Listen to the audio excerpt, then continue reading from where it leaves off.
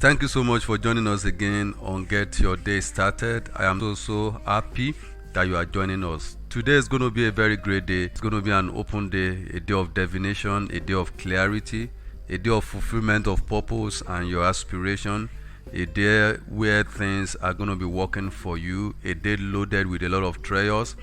Your proposals are going to meet positive response. All your desires are going to come to pass. Your intentions are going to come to pass. Things are going to work for you today. It's going to be an exciting day for you. You are going to end today with a lot of good news, a lot of testimonies on every side. I'm so happy that you are alive because God will not preserve you if you are not relevant to Him. I want to thank you for joining us again on Get Your Day Started. Please, I want you to send this link across to your friends, your neighbor, your colleagues, your acquaintances, so as to be part of this program today, because I'm going to share something very important that is going to add great value to your life. Now, since this week began, we have started a series called Capacity Development. We said our capacity is what determines our level of reach.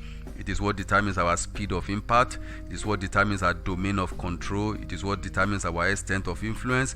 It's what determines our speed and rate of growth. It's what determines our frequency of returns from investment. It is what also separates the small from the big. Is what separates from the local from the global. Is what separates the ordinary from the extraordinary. Our capacity is what sets ceilings upon our lives. Our capacity is what makes us different from other people. It's what makes us unique amidst the crowd, and that's why everyone must develop his capacity. One of the major reasons why we study capacity development is because so many people have a lot of gifts, but they are not able to reach out to so many people. There are so many individuals who also are trying to reach out to so many people, but there's a ceiling upon their gift. They are doing so much, their body is getting weary, they are getting tired because they are not seeing maximum result from whatever they are doing. Just like I gave you an example of individuals, somebody who can fix a car and is very good at fixing a car, but it can't do more than one car in a day. That is abuse of capacity. Yes, you can't do more than one car in a day, but do you want to know how long are you going to be doing that and you make impact? It means you are doing one car in a day, how many cars are you going to fix in 1 week? Do you know the number of people around the world who needs their car to be fixed and they need you to be the one to fix it? So should they begin to now look for time, having a timetable, a schedule with you to be able to sort out those issues? So you see so many people who can do those things, who are skillful. I've seen so many individuals who are very skillful in whatever they are doing, but because of being stressed and being tensioned, they are performing below their capacity. They are performing below their capability. They are performing below what they can do. Their expertise that people used to know them with before are no more there because they are stressed out trying to meet the need of everyone as a person. That's a function, is a challenge of capacity, and that's why we are in this series, so as to help you. How do you reach out to so many people while you still keep intact your expertise, your precision, your accuracy, while you still maintain your integrity? How do you do that? That is the place of capacity. Remember, we have separated the difference between capacity and capability. Capability is your ability to do a thing well, just like the way I described it between a bottle and a container. The purpose of a bottle is to be able to contain something, but what it contains is what determines its capacity, but the fact that it's a bottle is what determines its capability. That is, you have a lot of capability. That is your skill, your expertise, your abilities, things that you can do without a lot of stress, things you can do well, perfectly, with precision. These are your capabilities. That is, things that you are able to do. But how much of it can you do? The extent, your capability is your extent of expression. That is the precision, the accuracy, the goodness of your work, the report they get from your work, know how well you are doing whatever you are doing. But how much of it can you do well? As a stylist, how much of the clothes can you sew in a week? Because so many people need what you offer. So many people need the solution you provide. If you are not able to develop your capacity, you see that you'll be stressed out. And one, you will not be able to meet the need of your capacity, the need of the people who needs it, yet you are also stressed out. Now, let me give you this example of Moses. Moses was a man anointed by God and is meant to reach out to let's say minimum of 3 million people, and is trying to do it by himself. His father-in-law gave him a concept that if you try to do that by yourself, you will soon be wearied out, and when you are wearied out, you will not be able to deliver whatever you are delivering. You will not be able to do whatever you are doing, and you will not be able to do it well, even though you are the same person. Do you know that you perform less when you are under stress, despite the fact that you're the same person? But when you are full of life, you deliver more. You are full of energy. Your brain power is at the peak. Your physical power is at the peak. When your capacity is not enhanced, you become stressed out. You deliver less. People know that you are the one giving the best. Just imagine that you are my stylist and I want to use a cloth on Saturday. I know you are the best one for the job. I know you will be the best person to deliver the job. But when I know if I give you that cloth, in the next 1 month, I'm not going to use it. I'm not going to come to your shop. I'm not going to come to your shop. When I know you are the best mechanic, you are the best automobile mechanic in town, and when I bring any challenge of my car to you, you deliver it as if the car came from factory. Yes, I know. But I know when I take my car to you, you will grant that car for the next 1 week and won't be able to use it. So I prefer to go to somebody who is less skillful and will also deliver my job. That is the place of capacity. The question is now this: how can I be the best at what I do and do it for more people? Because every vision that is given to us as individuals, these are global vision. They are global tasks. They are global responsibilities. So how do I make global what I am doing locally? That's the place of capacity. Now, enhancing your capacity will help you to do a lot of this. And this is one of the profound law in leadership. We call it the law of lead. No matter how well you are, no matter how powerful the content of a bottle is, when a cap is on it, it can't come out. And that is it. A cap is the cap on your ability. Capacity is the cap on your ability. Is the cap on your ability. So if your capacity is not large, your ability will not be seen, will not be expressed. So that is why it does not matter where you are in your field, anyone can develop their capacity. Now look at something, an institution just like Walmart, just like I gave in the introduction section of this series. Walmart was just a company that started by just one person. Just one individual started that grocery store. Just one. But Walmart is in over 500,000 stores. Has over 500,000 stores across the world today. Is the largest employer, not even a government organization, but just an organization owned by a private individual, is the largest employer of labor, about 2.3 million people in the world. Just a company owned by an individual, owned by a person. So you can imagine that a company grew from just one store to a store that has expanded to about 500,000 all across the world. That is the place of capacity development, because they have developed their capacity to be able to reach out to more people without losing their quality. Yes, that is the point. You are reaching out to more people, you are solving more problems without losing the quality of the problem solution you are providing. That is all about capacity development. And I said this cuts across every area of your life.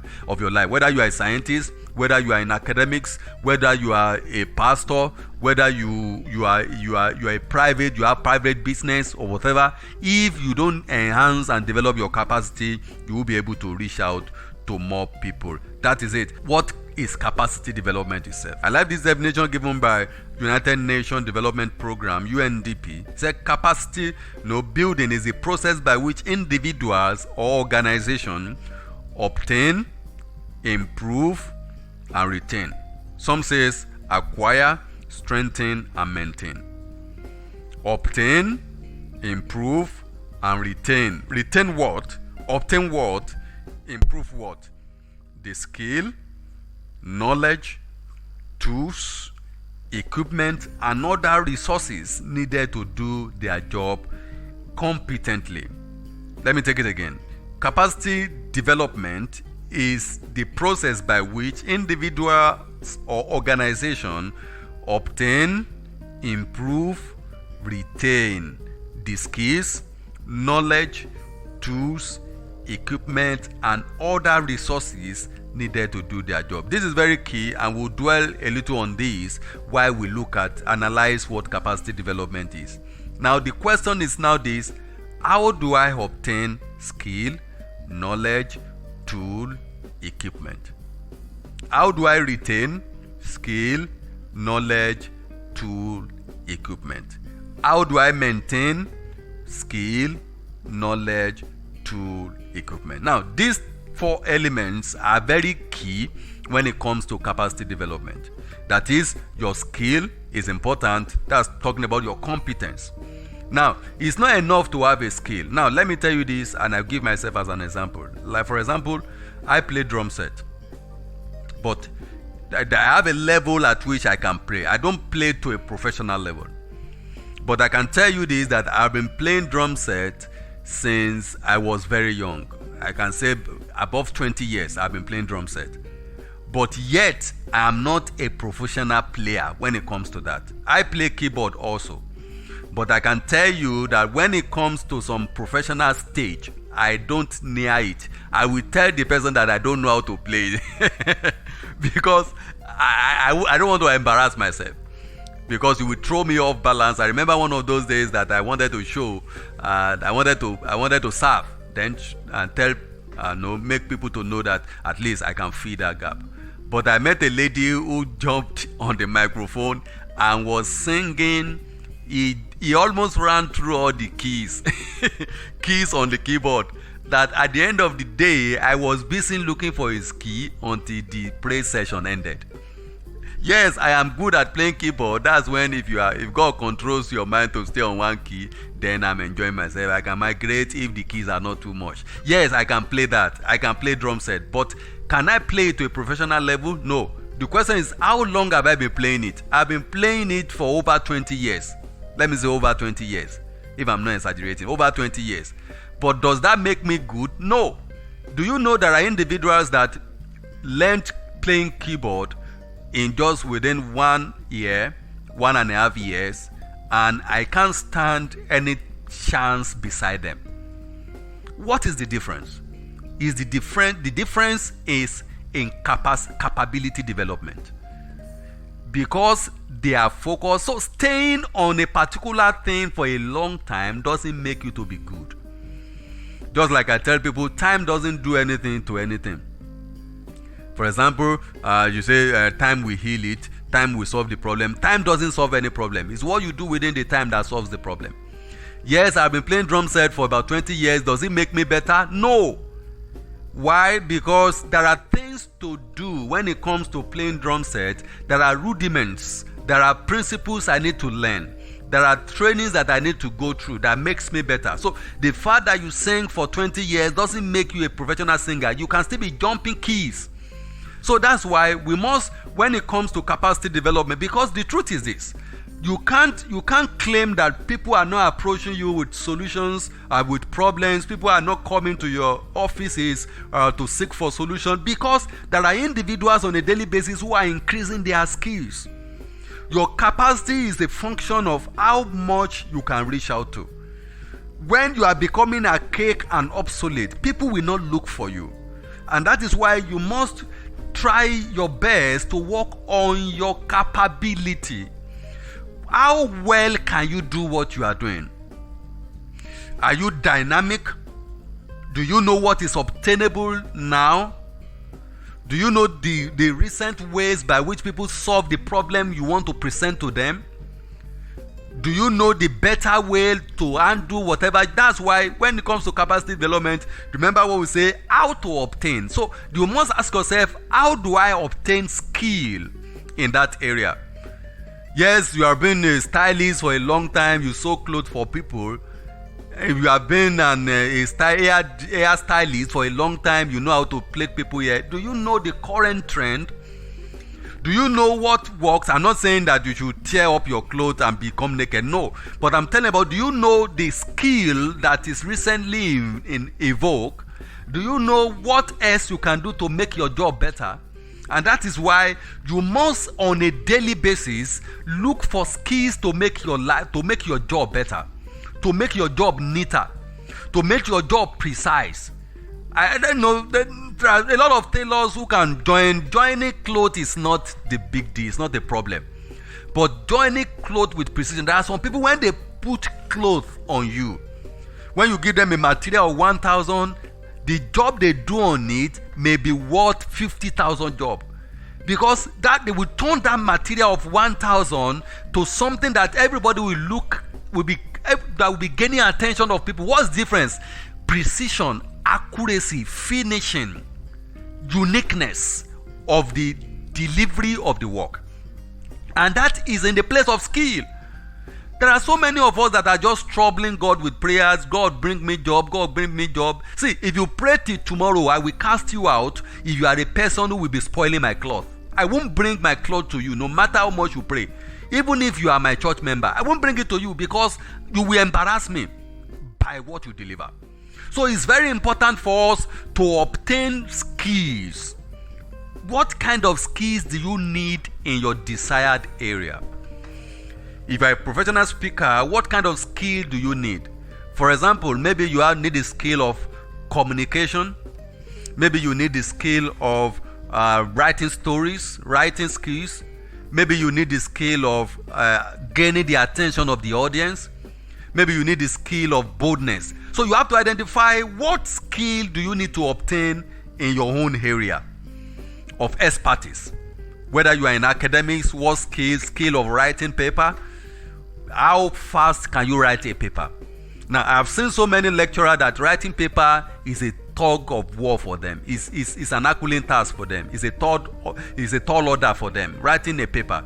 Whereas some people are so good in writing papers that they can do a research and write a paper in a month, 12 papers in a year, because of the development of their skills. They are now good. So you must look for avenues. Which avenues can I engage to obtain skills? Or what are the skills that are relevant in my area? I don't know what your area is, but there are skills that are relevant in some areas. It may be little thing that will make your job better than the other person. That is it. That makes you relevant. That makes it different. That makes it unique. I have seen so many things in life. For example, if you see now, maybe the country is going through fuel crisis and all that. Do you know some people go to some filling station to queue because of 5 naira? Just because of 5 naira. And then they go, the next station doesn't do 5 naira and people don't go there. And they stay in that queue. They will bash their car inside the queue. Number 2, after staying for 1 hour or 2 hours, they will have to eat egg roll and buns. Ask them how many liters are they going to buy? 20 liters. And what is it from 5 naira? 5 times 20 is 100 naira. So why the sacrifice they are making is for 100 naira, whereas they have spent over 200 naira queuing to get fuel. So they are short of 100 naira. Why? But people don't mind. People prefer the skill, whatever it will cost them to have justification for that time. People want to spend their time. People don't think the way I'm doing the analysis now.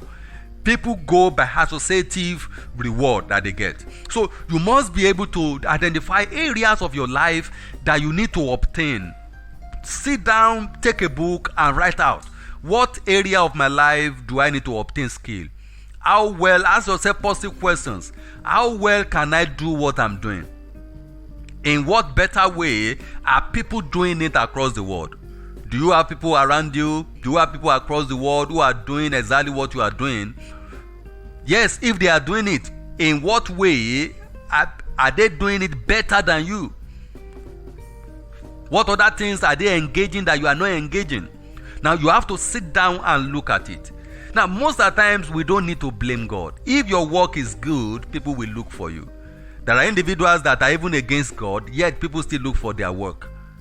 Why? Because of their skills that they present. So, what skill are you bringing to the marketplace? Marketplace is not partial. Marketplace is fair. It goes for who carries the day. So, what skill do you need to obtain? What skill do you need to obtain? The next one is what kind of knowledge do you need to escape? It has been said top 10 persons in their field are those who know more than others in that field.